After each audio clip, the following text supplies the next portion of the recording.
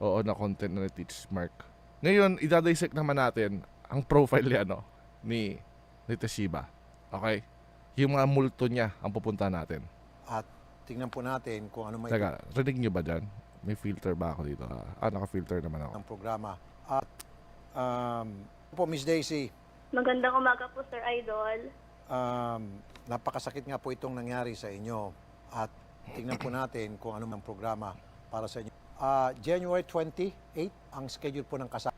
Isipin mo, pag sinabi niyang ano yung maitutulong sa inyo ng programa, laging may kapalit yun, no? Laging may kapalit. Hindi ko sinasabi yung content, okay? Kasi, nung lumapit tong Desiree Saraos ba yan? Nung lumapit siya, yung sinasabi na bibigyan siya ng tulong, actually may kapalit eh. Ang kapalit is, ipapahiya niya yung kabilang side, right? Yun yung laging yun yung standard operations ni Diyos na buhay no? Tapos gawa tayo ng comparison between Tulfo and Hitler susunod. Pwede.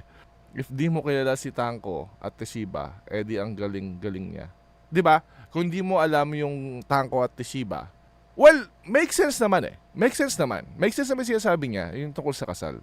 Kasi nga naman, kung matapang ka, papakasalan mo yung mga babae, di ba? Pinakasalan niya naman, pinaki nga lang yung papel. Anyway. Tal? Yun po, sir. Pero ang pangit lang doon kasi, sir, wala po siyang sinabing dahilan bakit gusto niyang itigil or ano po diyan. Kasi nga Sabi niya, wala raw siya sinabing dahilan. Parang may deal with the devil agad kapag humingi ng tulong kay Tulfo. Oo, exactly, Errol Lorenzo.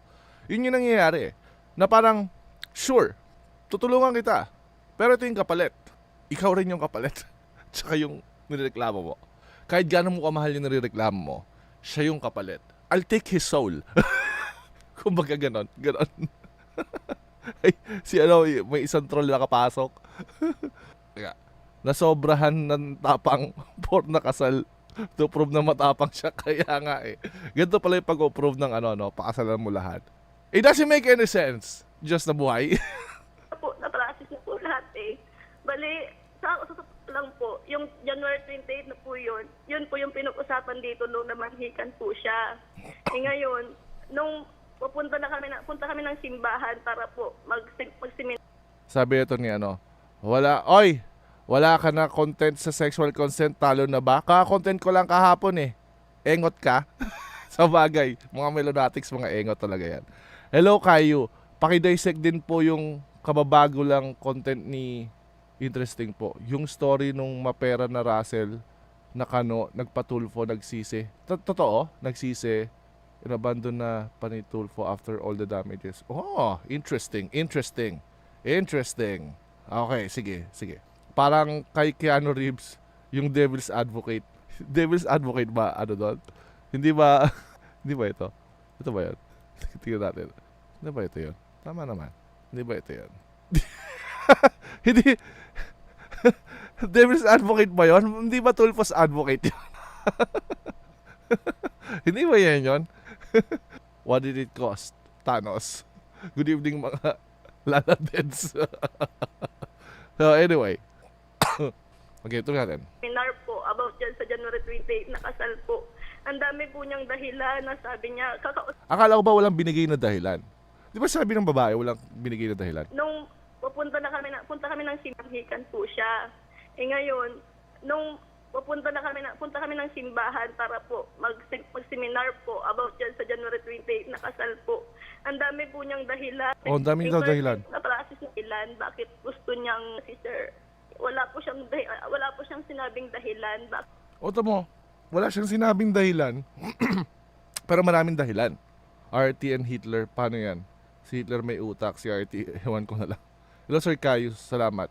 Kailangan ng mga Pilipino ang analysis mo kay RT kasi sobrang laki ng following niya. More power. Yes, kaya we're gonna plan something, okay? So we can keep doing this until the next election. Bakit gusto niyang itigil or ano po dyan. Kasi nga po, na-process na. Sabi niya, di ba? Sabi niya kanina, wala daw binibigay na dahilan. Tapos pagdating doon sa may ang dami niyang dahilan. Lahat Bali, Baka ayaw niya lang nung dahilan. Mare, no? Baka ayaw niya lang nung dahilan. lang po, yung yung January EL, di ba may TikTok siya tungkol sa ex niya? Sino itong babae, yung Desiree ba? Ayaw, pupuntahan din natin yan. Hindi naman dito matatapos yan eh. 28 na po yun. Yun po yung pinag-usapan dito nung namanhikan po siya. Ngayon, nung punta kami ng Mga multo ni Rafi gisingin. Exactly. Kaya nga, Ghost of Teshiba to eh. simbahan para po mag-seminar po about dyan sa January 28 na kasal po. Ang dami po niyang dahilan na sabi niya, Ayan, ang dami daw dahilan. Kanina, wala daw dahilan. kakausapin ko ulit si mama kasi ayaw niya magpayag. Mama? Opo, mama po daw. Parang nagulat siya doon sa mama, Si no? mama kasi ayaw niya magpayag. Mama? Opo, mama po daw. Okay. Sabi ko, What's wrong with that? Madalas ang reason kung bakit di natutuloy ang kasal dahil sa mama. True story. True story. Kung ganyan magiging asawa ko, wag na lang. Hindi ka manalo dyan, may dahilan tapos wala naman dahilan. Maraming dahilan kamo. Maraming dahilan pero walang dahilan. Si Russell yung foreigner ni Adora, ni-label na gold digger tapos nagpakamatay. Oh, sige, yan, content din natin yan. Ihimay natin. Din ni FP si Kanlog ang ipinalit ka. Il tropa din ni PFC Kanlog ang ipinalit ka agad. Totoo, yung episode na yan, gusto ko kulamin si girl at sunugin. Super drama. Yung pala, siya super bastos. Durog ang puso ko kay Army na matay siya. Totoo ba? Hindi ko pa ito napanood actually. Nakita ko lang to kanina sa Discord eh. hinintay ko naman po. Sabi ko, sige, punta na lang ako dyan sa'yo sa batalyon. Kasi nga Teka po, muna, ma'am, cut muna. Mama, ilang taon na ba ito at ano bang trabaho nito? Sundalo po. Magta-26 years old po ngayong August 40. Sundalong Mama's Boy, Bonjing? Oh, paano kayo mga mamas boy? Bonjing pala kayo eh. Hindi ka ba mamas boy? Hindi ba mamas boy ka rin? Idol, di ba mamas boy ka rin? Naalala ko pa nga may flex ka pa eh. Alam mo ha? Sabi yun. And his mom. Ito, nakalimutan mo to. Family sa Jocelyn? Very close niya palagi ng kausap. Siyempre, kami rin po, nahawaan na rin. Yung mga blessings, punong-puno na po siya ng blessings. Umaapaw na sa Oh, bonjing ka pala idol eh. Hindi yun ganun kasi, no? Diba? Flex niya nanay niya eh. For content. Oo, may mommy issues yun. Mama mia. Oh my God. Bonjing.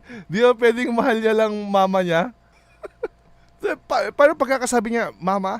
What's wrong with that? Bonjing ka agad?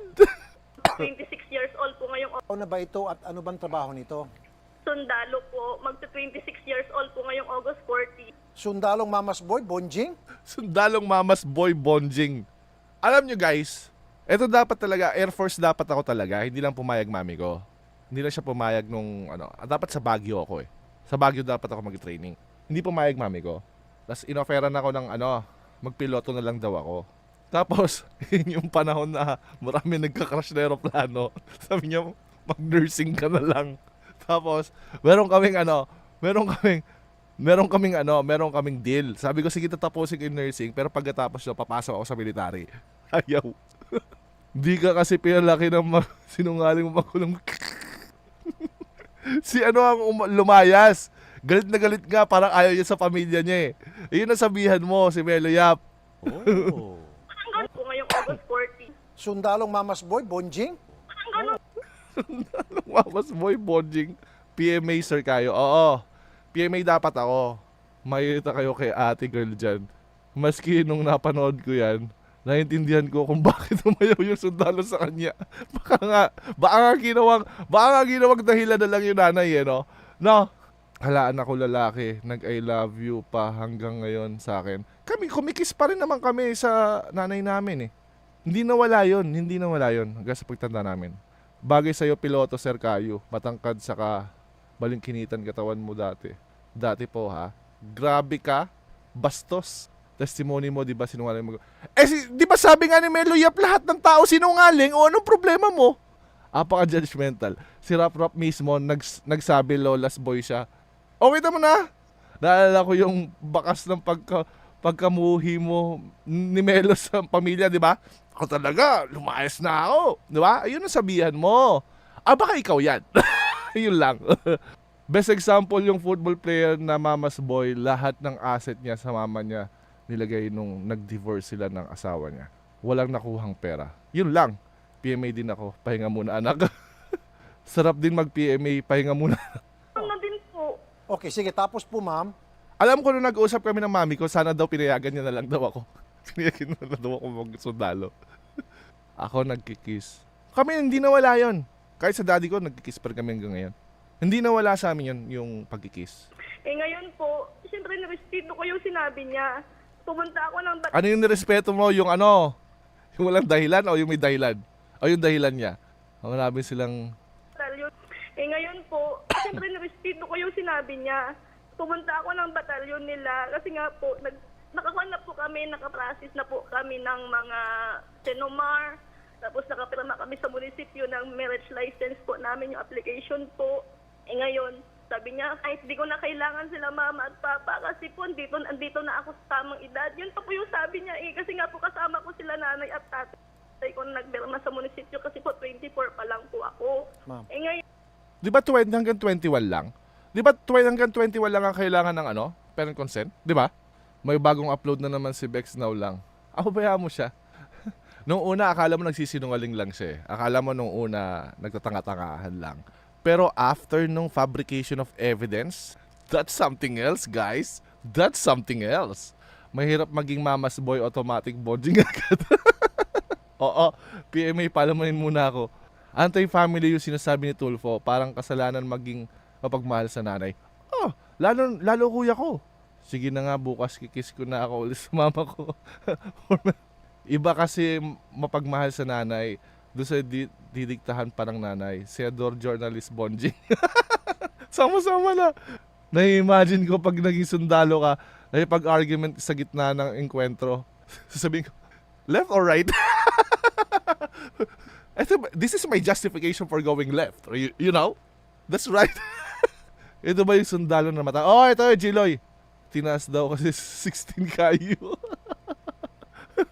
Tanga-tangahan ad hominem ba yun? Hindi, papuri yun, engot. Kasi yung paggawa ng fabrication ng evidence, that's criminal. Okay? Psycho war. Yung anak ko ang kapaalam pumasok sa military, papayag ako basta after na matapos ng isang kurso. Actually, anak ko, pinipigilan niya na asawa ko na magsundalo. Tinakot niya simula bata. Ngayon, nung tinanong ko, gusto niya pa rin magsundalo. So, ngayon, sabi niya, okay na yan. Sabi niya sa akin, o sige, punta ka na lang dito. Sabi niya, dala-dala ko lahat po ng requirements namin. Ngayon, November 1 po, kasi ang sabi ni mama niya, mag-usap po daw sila nila nanay at tatay. Ngayon po, nakiusap po sila nanay na sige, magkita tayo sa Kabakan kasi medyo malapit na po yung bahay nila doon. Alam niyo po anong ginawa, Sir Idol? Pinahintay lang po yung engot, kala ko di ka nag-alam. Hindi mo naman alam kung ano yung ad hominem eh. Tamo, ang tagal ko na kayong tinuturuan. Ikaw, Meloyap. Ay, ikaw, Meloyap. Ang tagal na kitang tinuturuan. Hindi mo pa rin matututo. Well, tanga-tangahan nga kasi, di ba? Kaya nga bongbong criminal eh. Bobong criminal. Sa bagay, di ba? Bobong criminal nga. parents ko doon. Nasabi na ang daming patusot yung mama niya, yung papa niya na ganito. Wala kami sa bahay, nandito kami sa bukid noon. Okay, teka muna, ma'am. Papa niya na ganito, wala kami sa bahay, nandito kami sa bukid noon. Okay, teka muna, ma'am. Okay, pasingin ulit. Ano to? Philippine Army, Philippine Marines? O Philippine Navy? Army po. Philippine Army. IT. Ano pong rango niya? PFC po. Private first class? Saan po siya? Ayan na. Eto na. Here we go. Na-distract ako dun sa nag-sign language. Laki yan natin. Tiga. Naka-distract ba? Sige. Yan. Yan, wala na. Good evening kayo. Sorry late ako. Imagine yung mga melonatics, si Melo lang din. Siya naka-assign? Sa Datopiang, Maguindanao. Okay. Na-verify nyo talagang sundalo po ito? Ayun, may picture Opo. siya? Okay. Now, so, nung tinanong mo siya, kailan po siya umatras at tinanong nyo bakit? Kailan po yon? Nung kwan po kasi, sir, November November 8 po, umuwi ako dito sa bahay. Eh, kasi sabi niya, uwi ka muna, sabi niya sa akin. Tapos, ikon mo yung sing-sing natin. Kasi nga po, hinulog-hulugan ko yung sing kasi po medyo mahal. Aabot ng 20K ang wedding ring. Lahat po kayo ang gumastos nito, ano, wedding ring, tapos gown, Opo. wala siyang gastos. Sitting Wala pretty pa na lang. po. Kasi Sitting pretty na lang siya. inintindi ko nga po, Sir Rafi, kasi nga po, nakaprenda yung ATM. Naka-loan po siya, ang dami niyang loan, nakaprenda yung ATM. Inintindi ko po kasi nga po, sa sobrang pagmamahal ko po, ginawa ko yun. Okay. Kahit online seller lang ako, ginagawa ko lahat. Ang question ko lang, what if yung babae, yun ang iwan? Sunod ka na kasuhan ng copyright. Sus! Narinig ko lang yung lagi kay Melo Yap eh. Lagi mo pinipilit yung copyright eh, no? Ba't kayo na ba ako kumuha? Sunod ka.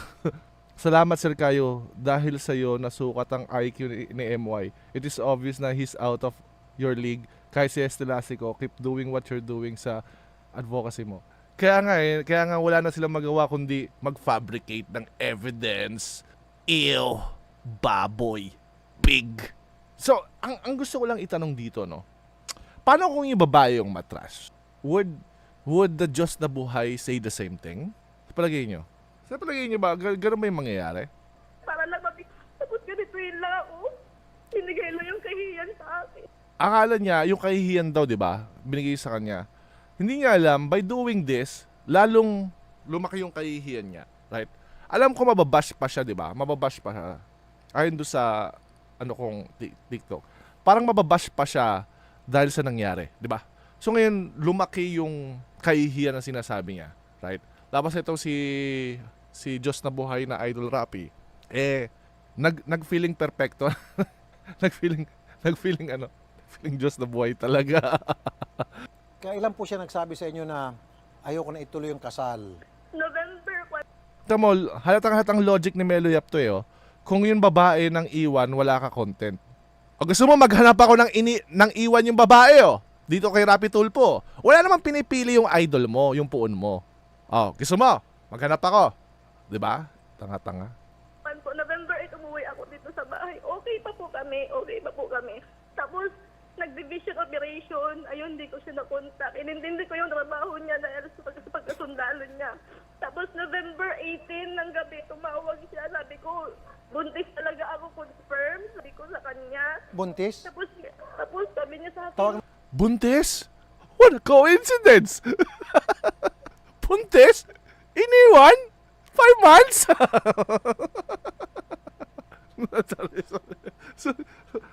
Oh my gulay! Oh my gulay! Nakakahiya naman kay Diyos natin. May karibal siya dito sa lupa. Easy, Kuya Mike. Iniwan? Buntis? Oh my gulay! Let's summon Julie Lego! Woo! Teka. Ay, yun ang pagmamahal. Yan ang tuloy na matapang. Magpakasal ka sa lahat ng babae. Right? Anyway. Tuloy. Idol. Ano? confirm. Sabi ko sa kanya. Buntis? Tapos buntis talaga ako, confirm. Sabi ko sa kanya. Buntis? Tapos Buntis? Buntis? 5 months? Tapos sabi niya sa akin, Tawagan mo si Atty. Garrett mamaya, ano? Sige, sorry ma'am. I-ready niyo. Tawagan mo siya Atty. Bayad to disqualification. Joke lang. Yung kabit ngayon ni Tulfo, alam na asawa si Tulfo. Ayan yung nakakatawa. Pakiramdam niya, hindi ginawa ng Diyos niyo. Mali bang pinuntahan yung babae, dapat sa baboy siya nagpunta. Naghahanap ng baboy at mama.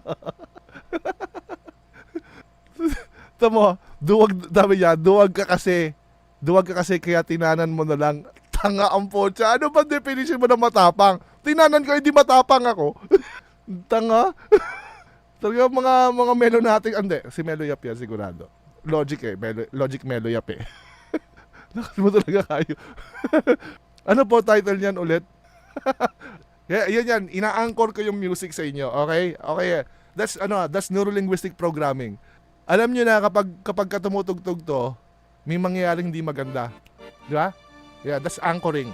Tapos may saya Oh, na? Yeah. Anyway. Sige. At isa talaga si Rafi. Mukhang inosente kahit panagulat pa siya eh. Buntis? Parang, oh, man, this is unbelievable. This is unbelievable. You shouldn't do this. Except me. Oo nga pala, no. Siya nga pala exception sa lahat ng rule niya. Sige, tuloy. Si Atty. Garrett. Tapos sabi niya sa akin, Tawagan mo si Atty. Garrett mamaya, ano? Sige, sorry ma'am. Tawagin si Nilibayan. Ready niyo si Atty. Garrett. Okay, sige po. Sorry ma'am. So, buntis na ho kayo. opo, that time po, November 18. So, sinabi mo sa kanya na buntis kayo. Opo, Sabi ni bading na bading daw, paalala ko lang sa'yo ha. Paalala ko lang sa'yo para... Tawag na aklab. Ano tayo, LGBT friendly tayo. Marami tayong kaibigan na LGBT. Jowa na lang na LGBT ang wala ko. Parang, confirmed. Yan na. Wag mo sa akin ibigay yung pagiging Bex ni ni ito pa Wag mo sa akin ibigay yung pagiging Bex ni Melo Yap o ikaw. Alam mo, pagdating ko rito, parang nirape ako ng 10 bakla eh. Ang alam ko 15 eh. Aba, nasarapan. Oh, di ba? Wag mo sa akin ibintang yan. Wag mo sa akin ibintang yan. Anyway, Doon mo palang nasabi sa kanya na kayo po'y nagdadalang tao na. Buntis kayo. Doon mo palang nasabi sa kanya na kayo po'y nagdadalang tao na. opo. Okay, ano pong reaksyon niya nung sinabi niyo, buntis na ako? Okay naman teka muna. Bago niya sagutin yan, idol. Ano muna naging reaction mo nung nalaman mong buntis siya? Ano mo nalaman? Ano mo nalaman mo? Nag-pass out ka ba sa likod ng pintuan ng ng studio, tapos walang nakakita sa'yo? Idol naman. Siyempre nag-pass out ka nga eh. Malamang walang makakakita sa'yo. Ano bakit? Nag-pass out ka eh. Hindi mo alam yon. Gets mo? Idol naman talaga Ang tanong, bago niya muna sagutin yon, idol. Bago niya sagutin to. Okay? Masyadong mahiwaga yung tanong mo eh. opo. Okay, ano pong reaksyon niya nung sinabi niyo, buntis na ako? Yan, ang ganda ng tanong eh. Ang ganda ng tanong eh. Pero ano muna yung naging reaction mo nung nalaman mong buntis pala? Ito. Ano nalaman mo? Anong reaction mo nung sinabi sa yung buntis ako? 3 months.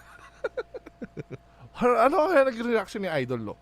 Parang, well, kailangan ko na magstay sa studio. Kailangan ko magpasok sa likod na wala makakita sa akin. Pero sinasagot ni Melo, gets nung troll kayo. Yung makatanong ka, kala mo naman sasagutin ka. Oo nga, no? Ang galing mo. At least, nag-isip ka ngayon. Syempre, hindi ako sasagutin yan. Hinimatay po ako sa likod ng pintuan. One and only! Hinimatay sa likod ng pintuan. Wala raw nakakita sa kanya. How did you know that? Nung nalaman ni Idol na buntis pala, kinilig Betlog. Pogi naman ni... Game. Okay naman po sa kanya, mas maganda. Sige, wag kang magpa-stress dyan. Idol, ba't mo inaano yung lips mo? Anong nangyari? Pinagsisihan mo bang tinanong mo? Buntis na ako. Okay naman po sa kanya, mas... Okay, ano pong reaksyon niya nung sinabi niyo, buntis na ako? Okay naman po sa kanya, mas... What's that? Ako kaya naging reaction mo nun, Idol. Biglang namatay sa papel. Just na buhay na namatay sa papel. Wait! 5 months din yung Rafi. Maganda, sige, wag kang magpa-stress dyan. Ang dami, okay pa po Okay. kami nung November. Alright. Paulit-ulit mo tinatanong, di naman sasagot. Sasagot si Libayan nga, di sasagot yung aso pa. Ano daw? Paulit-ulit mo tinatanong, di naman sasagot si Libayan. Nga, di sinasagot yung aso pa. Di naman ako kailangan. Ay, alata kung sino to. Alata kung sino to. Ay, nako. Hinikilig nga kasi yung Betlog, kaya kagat labi. Nagpakamatay siya sa papel. Kagat labi din si Idol nung sinabi niya, one and only. Right? Maganda, sige, wag kang magpa-stress dyan. Ang dami, okay pa po Okay. kami nung November. Alright. November 19 ng umaga, tumawag siya. Hawak-hawak ko yung Tics are a symptoms of anxiety that occur as a result of muscle tension caused by stress, cause of other mental conditions such as depression discovered by Melo yan. Comprehension ba? Hindi ka na kasi pinapansin. Paano kasi? Nag-fabricate ka lang evidence. Okay? That's too evil. Okay? That's too evil. Okay? Pero, again, you're the pig. Ano may in-expect namin sa'yo? Anyway, Rafi Tulfo married Julie Lico Pearson. They have the child and he left. Siya yung father pala si RT. Yes. pamangkin ko. Sabi niya, sabi ko, kumusta ka dyan? Tapos sabi niya, may sabihin ako sa'yo, huwag kang mabibig. Good evening sa'yo, Miss Scorpion sign. Good evening, Sir Kayo to all. Pag ginamit niya nakaw, nung nag-comment kay Atty. Trixie, nag-comment sa open, dahan-dahan. Melo kagad sabi pag naalala yung 15 na bakla. Yung sa... Sure ba yan? Yan na. Ay, minapalag niya na naman. Ikaw nga walang evidence na hindi na sexual consent. Hindi ko alam kung nagtataka. Sa bagay, panoorin nyo yung content ni Atty. Libay sa bobong kriminal.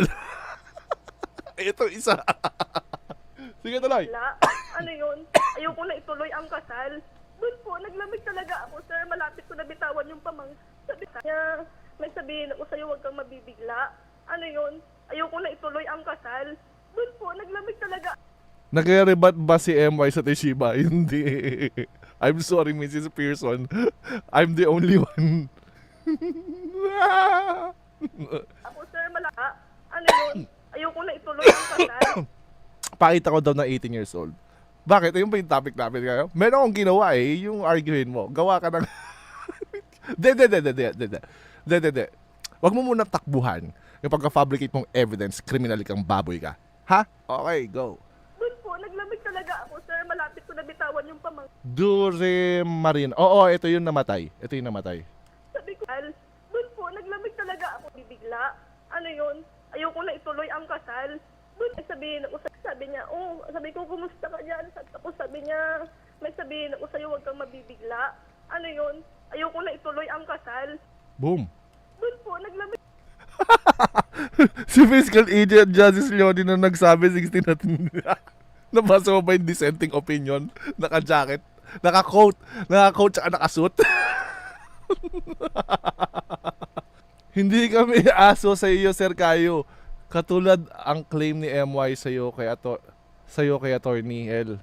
Magkaiba expertise nyo at talinuhan. Personally, ang unang natutunan ko sa'yo, pagiging coherent sa lahat ng arguments mo. Exactly! Confirm! Justice Leonen, sinama mo pa. Di mo talaga naiintindihan, Bex. Hindi niya kaya itibang ganitong topic.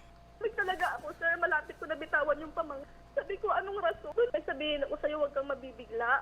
Ano yun? Ayoko na ituloy ang kasal. Doon po, naglamig talaga ako, sir. Malapit ko na... O, tingnan mo yung mukha ni Idol. Tingnan mo yung mukha ni Idol. Tapos sabi niya, may sabihin ako sa'yo, huwag kang mabibigla.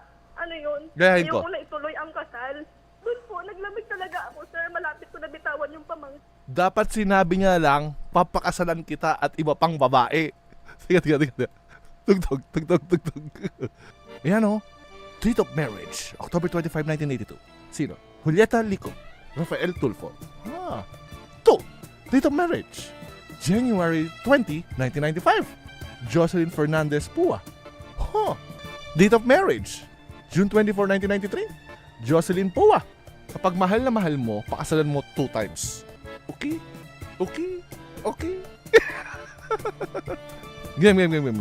Kaya siya nagulat. Kasi nasa isip ni Idol. No? Nasa isip ni Idol, kung ako yan, papakasalan pa rin kita pero once. Hindi twice. Once. Just once. Hindi kita papakasalan twice, okay? I won't do that. Kung mamas boy ka, pakasalan mo ng once. Okay? Sige, tuloy. Idol, sige, tuloy. Sabi ko, anong rason? Tapos, pagka ilang po, tumawag yung mama niya, nagmumura. Inura-mura yung ko, yung mama at papa ko, na pinagsasabi na ayaw na namin yung nila ko na bitaw niligawan yung pamang. Sabi ko, anong rason? Tapos, pagka ilang po, tumawag yung mama niya, nagmumura. Inumura yung ban ko, yung mama at papa ko. Yung mama niya?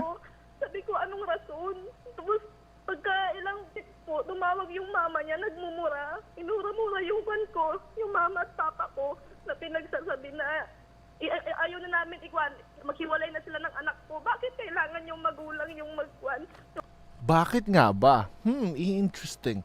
Hindi lang to sa ayaw lang eh. I don't think so. Ano kaya reaction ng kinakasama ni Idol ngayon na pwedeng invalid yung kasal nila? Kaya nga sabi ko kay Attorney Libayan na kayang bumili ni Raffy Tulfo ng asset kasi walang makakapag-claim. Kasi nga, sino ba siya talaga? We don't know.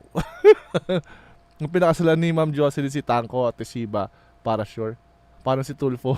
Bakit ka tatanggi? Gusto naman nila ika nga ni Raff. Ano kaya reason bakit 2 beses nagpakasal si Almighty? Baka nahuli na ayusin mo yan, ganun. Tubato sa langit, ang tama wag magalit. Feeling ko nakaka-relate si Tulfo dyan sa sundalo. Kaso nga lang, struggling journalist siya nun. Hindi siya sundalo.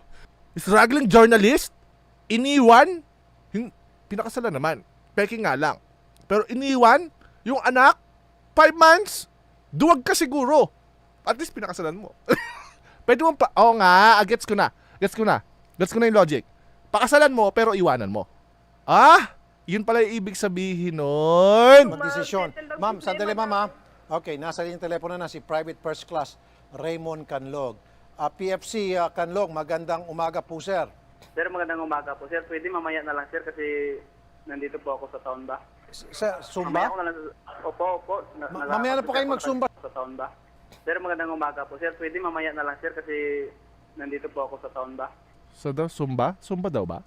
Para Sumba naging struggling 8K sa inuman? Ganun talaga! Sir, Mamaya Sumba? ako na lang. Opo.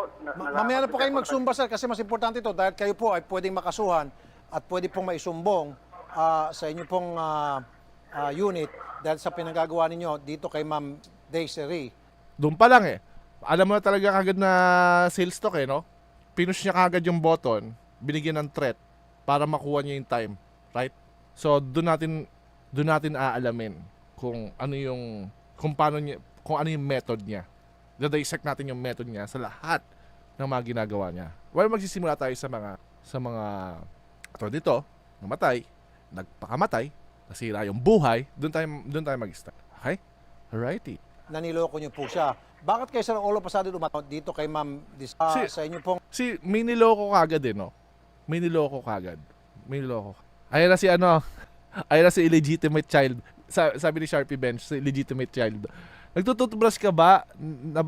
Nagtutbrush ka na ba kayo? Taray, from religious guy to chika minute na in level chika mo na. Dali, good evening. I'm doing justice. I'm teaching people justice. Unlike you, illegitimate. Kaya nagsugura na sila. They love me. I told you guys, I'm adorable. Unit dahil sa pinagagawa ninyo dito kay Ma'am Desiree, naniloko niyo po siya. Kasuhan at pwede pong maisumbong sa inyo pong unit dahil sa pinagagawa ninyo dito kay Ma'am Desiree, naniloko niyo po siya. Tamo, niloko kagad, di ba? Bakit kayo sir all of a sudden umatras? Hindi man lang ang question niya, lagi siyang assertion, right? Hindi niya sinasabi na, well, may claim si Desiree na niloko mo siya, right? Instead na ganon, instead na neutral yung pagkakasabi mo, assertion kagad na niloko mo siya. Okay, assumption kagad na yun kagad yung axiom niya, no? Na niloko mo siya. Therefore, this happens. Na parang maybe that's wrong, right? Sa kasal. Po. Nung malaman niyo po na Mas maasar lalo sila sa iyo niyan, bro. Kasi rekta na sa puon nila. Well, katulad nga sabi ni Melo Yap, hindi ko naman kinaaksayin yung oras ko sa kanya. Aso lang siya. Right? Tama, di ba? Okay! Let's do this! Doon ako didiretso sa puon. Bakit sa aso? Tama? Okay. Wala naman kayong argumento kundi pagbabash lang. Fabricating evidence, lahat ng kaya nyong gawin na wickedness, gagawin nyo. Didiretso na ako sa pinaka-wicked. Right? Okay, good. Nung malaman niyo po na buntis, bakit bigla kayong umatras? Oh, hindi yun yung reason. Nalaman lang na buntis, it doesn't follow na yun yung reason kung bakit umatras. Okay? Hindi pa. Relax. Relax. Nung malaman niyo po na buntis, bakit bigla kayong umatras? Sir, wala man siyang pinakita na sabi na buntis, sir. Ha? Tingnan mo yung mukha ni Idol. Ha? Teka. Atras. Sir, Niyo po na sir. nung malaman Tingnan mo yung tanong niya. Tingnan mo yung tanong niya. Tingnan mo yung tanong niya. niyo po na buntis, bakit bigla kayong umatras? Alam mo, ang lakas pa ng loob niya, no? Kung nalaman lang yung buntis, paano nyo, good job kayo, thank you. Sabi ni, Case World, hello kayo, love it here, may knowledge na, may entertainment pa, thanks. Hindi ko maiwasan yung satire. So, okay. Tingnan niyo yung mukha ni Idol, diba? Diba tinanong, di ba? Po. Nung malaman niyo po na buntis, bakit bigla kayong umatras? That's straight to the jaw, di ba? Yung question, di ba? Jugular kagad Straight to the jugular. Tingnan niyo yung sagot. Tapos tingnan niyo yung reaction ni Idol. Tingnan niyo Sir, wala man siyang pinakita na sabi na buntis, sir. Okay. Parang sabi niya, wait, what? I'm confused. Tingnan niyo yung mukha, diba? Nung malaman niyo po na Ang angas yung pagkakatanong niya Pagkakatanong niya, ang angas di ba? Parang, straight to the jugular. Ganun nga. Nadali ko yung question. Tapos sinagot siya ngayon. nung malaman niyo po na buntis, bakit bigla kayong umatras? Pagsagot pa lang sa kanya, natulala na siya. Cricket, cricket, cricket, cricket. Tingnan mo, di ba? Sir, wala man siyang pinakita na sabi na buntis, sir. Okay. Parang yung itsura niya, nung nalaman mong buntis, bakit ka umatras? Wala naman po sinabi. Say that again? Meron daw Okay, sige.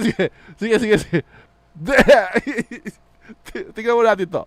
Gusto ko to i-part Mamaya, sige, tutuloy ko mga 8, hindi. Ano ba? Tingnan natin. Kasi baka maka-copyright ako dito Sir, wala man siyang pinakita na sabi na buntis, sir. Okay. Pupunta tayo kay Kasi ito yung So punta tayo kay muna tayo. Tignan mo natin to. At ito yung tackle natin. Kulong ka, pero dapat tanggalin ka muna namin sa serbisyo. Alam mo, sir, ito ako muna magsalita, makinig ka. Duwag ka, sir. Nakakatakot ka. Baka pagdating sa enkwentro, iwan mo yung mga kasama mo. Halimbawa, may bakbakan na, nakakita ka ng kalaban, baka tumakbo ka, karipas ng takbo, iwan mo yung boots mo, takbo ka. Kawawa na may mga kasama mo, iwan mo, dahil duwag ka. Okay. Dahil hindi ka nagpaasal, duwag ka. Pero kayo, ano nga yung lowest na napipredict mo na they can go after fabricating ng evidence? I think sa ngayon, yun pa lang yung naiisip kong kaya nilang gawin. Si Melo Yap? Nung simula pa lang naman, alam ko na Alam ko na he can do this. Dahil kaya ako tinatch yung content niya, kaya nga tinatch ko yung professing Christian siya, di ba? Pinalabas ko lang kung sino siya talaga. Binulungan ko, show us who you really are. Remove your mask.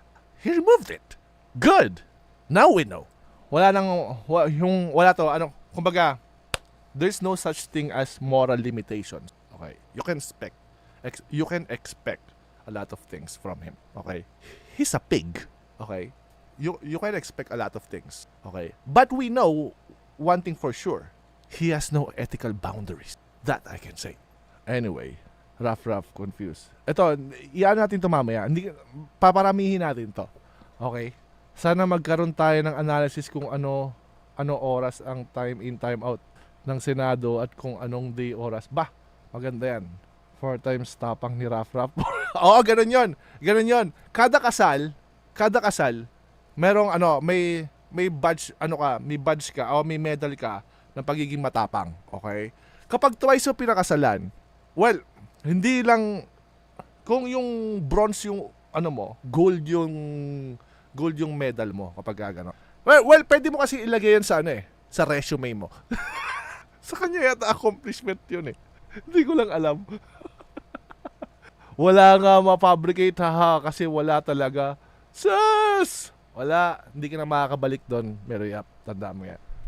Kung gaano si Idol Rafi ang pinakamatapang na tao sa Pilipinas kasi maraming beses siyang kinasal. Oo, ganun na nga. So, yun, 53, ano na yun, no? Platinum. Kada kasal may multiplier ng tapang. Oo, ganun.